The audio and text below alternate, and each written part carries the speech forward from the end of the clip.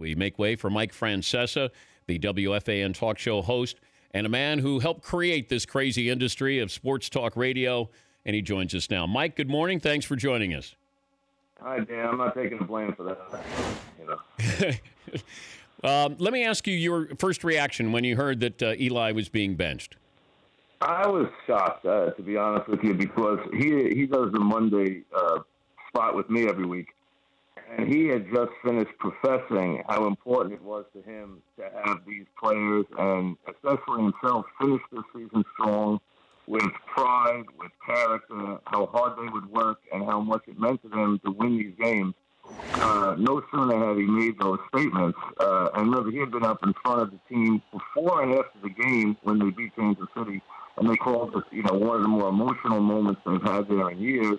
A week later, this coach, who is spinning completely out of control, decides that the best thing he can do for the team is to bench Eli Manning, destroy his streak, and really take any credibility out of the last 5 weeks of the season, which was shocking because it's not the Giant way. The Giant way is to try and finish as strong as possible. They care who's in their building the last week of the season. It's a Wellington Mara way. It's a John Mara way. So this is extremely un-Giant-like. Do you think that this coach made this decision on his own, Mike? I do. I think he initiated it. I don't know that for sure, but I think he initiated it, and I really believe that there's two things going on here. One, both he and Jerry Reese are desperate. Number two, I don't think this coach has ever felt that Eli has completely implemented his system, which would make sense because he's wrong for the system they're playing. He always has been. The other thing is, I think if they felt they could move it off this year, and remember, they said they're trying to win the games, but they also told you they're going to look at both quarterbacks and start to look at players. Well, wait a second. You can't do both. You can't tell me that you tell the quarterback he's not playing 4 quarters when you don't know how he played the first 2 quarters. How can you tell me then you're trying to win the game? So their message is muddled. That's been the case all year. They have spun completely out of control, and I think they're trying to get it to next year and send all the dialogue into next year, hoping that they'll get to next year. I think they're desperate, and they say the owner bought in. That's the hardest part, to believe he bought into this. Who do you think's more likely to stay next season, Ben McAdoo or Eli Manning? I think of those two, I say Eli Manning, but I don't think Eli will be here either.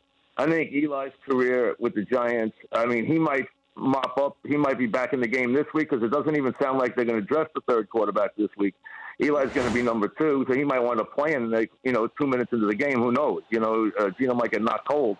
But Eli might play again. I think Eli's career is over. I think the Giants will finish low enough. They'll definitely draft the quarterback. And then I think they'd be motivated to play that quarterback just like they were motivated to jettison Kurt Warner and play Eli, which I thought was the right move at the time when they did it. And so was Kurt Warner on board with it. And he went off to Arizona and had a great couple of years, and Eli went on to his career. So I think Eli would understand that. There'd be a market for Eli. I think there'd be a couple of teams interested in him because he's very good in the big game. He's very good with good teams. I think he's got football left. So I don't think Eli will be here after this year. But I would say it's extremely remote that McAdoo or Reese will be here next year. Do you think the reaction would be different, or what do you think the reaction would be if Davis Webb was the guy who was getting the chance instead of Geno Smith? Far less angry, much more measured. If he had sold it the right way, and to me that was what it was all about, presentation. If he had said, listen, we love Eli, we honor what he did here, but we need to look at our quarterbacks, and especially Webb, because we might be in a position to draft one. We need to look at our inventory. That's the most important thing right now. Everybody would have understood that. That's not how they delivered this. What they said with this was the right move for this team for this week's game, and that is impossible for anybody to believe nor digest, and that's what caused the firestorm. He's Mike Francesa, WFAN talk show host. Owners make these mistakes every year, Mike. There's certain guys who are coordinators, and they're meant to be coordinators. We always feel like that you do well as a coordinator, that means you should be elevated to a head coach. I just never got the feeling that Ben McAdoo had head coaching qualities. Did you? I saw some things last year, Dan, and you never know. Listen, I always make the point. The most storied coordinator of any generation was Bill Arnsparger. He was the architect of the great Miami defense. Mm-hmm. We heard as much about him as we almost did Don Shula. He came to the Giants. He went 7-24 as the head coach. They ran him out of town. He was miserable. You never know if a coordinator, great coordinators, are terrible head coaches. North Turner, Wade Phillips, great coordinators, terrible head coaches. There is no connection between the two. I saw some glimmers last year, but it's funny. He slicked his hair back this year, and he's been dumber than a brick since day one. I mean, I don't know if it's that. There's a correlation. Last year, I saw some things that were okay. This year, it has been the wrong moment, the wrong statement, the wrong turn since day one. And this team, Dan, has been spiraling out of control since Beckham got hurt in the preseason. They didn't handle that well. They didn't know how to handle it. They built this team around Beckham's explosiveness. They were in awe of Beckham's explosiveness. They never disciplined him, which hurt this team dramatically. And it was all built about getting the ball to Beckham. When he got hurt in training camp, when he got hurt in the preseason game, it destroyed the season.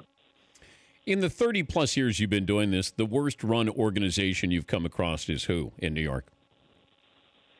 That's a tough one. There's a couple who have been really bad at times, really dysfunctional. But, I would say that you would have to think that the Jets have been probably pound for pound the worst. The Knicks have made a lot of bad decisions, but remember, they did have the Riley run, which was superb. I would say day in and day out, it's been the Jets, except for the Parcells years. They've been first, but we've had a lot of teams that have been run at times very poorly, whether it's the Jets, the Knicks, the Mets. You can go down the line. Very few. The Giants and the Yankees almost always are really on a different level and held completely differently with enormous esteem. This is very un-Giant-like. This is almost starting to be Giant pre-80. Remember, the Giants had an incredibly dysfunctional period from 64 until 80. They're almost spinning back into that mode right now.